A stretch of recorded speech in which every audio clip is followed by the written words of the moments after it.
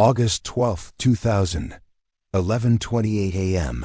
Seismographs in Norway detect a tremor in the Barents Sea. It registers as a 1.5 magnitude earthquake. 2 minutes and 15 seconds later, a second tremor hits.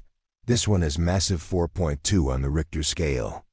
It releases enough energy to be felt hundreds of miles away. But these weren't earthquakes.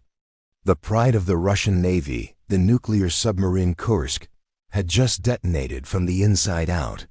118 men were trapped on the ocean floor. Welcome to Shadowworks. Today we open the final file of this series. The story of a cheap chemical, a bad weld, and a government that let its sailors die rather than admit a mistake. The Kursk was an Oscar II class submarine. It was unsinkable. It had a double hull and was designed to hunt U.S. aircraft carriers. On that morning, the crew was preparing to fire a practice torpedo.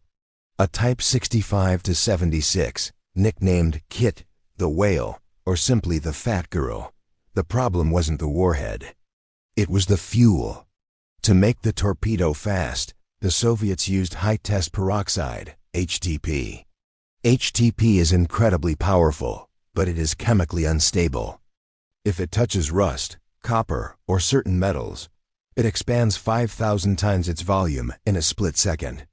The British Navy stopped using HTP in the 1950s because it killed their sailors. The Soviets kept using it because it was cheap. At 11:28 a.m., a bad weld on the training torpedo failed. High-test peroxide leaked onto the kerosene fuel tank. The reaction was instant. Explosion 1. The blast blew off the front hatch of the torpedo tube and sent a fireball into the torpedo room. It killed the forward crew instantly. The submarine lost control and plowed into the seabed. But the worst was yet to come. The fire in the nose heated up the other torpedoes, the real warheads.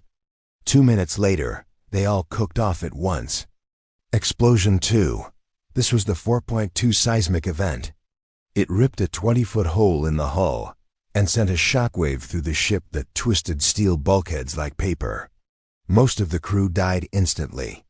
But in the very back of the ship, in compartment 9, 23 men survived the blast. They were in the dark. The air was running out. The water was rising. Lieutenant Captain Dmitry Kolesnikov took charge. He wrote a note in the dark. 13:15.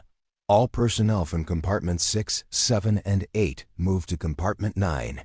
There are 23 of us here.